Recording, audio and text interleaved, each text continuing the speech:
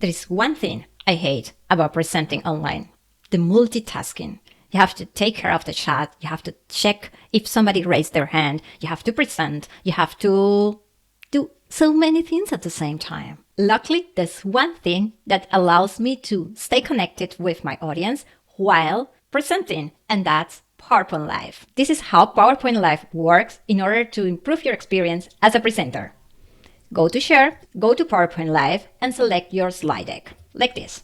And here you are as a presenter, able to see your presentation, able to see your presenter notes, able to see what's coming next, navigate through your presentation, and of course, the most important part, you will have the possibility to stay connected with your audience because you have the gallery with the cameras. You have also available the whole meeting controls, the raise, and then for example here you can turn on and off the meeting chat like this, and it's going to be incorporated within this single view.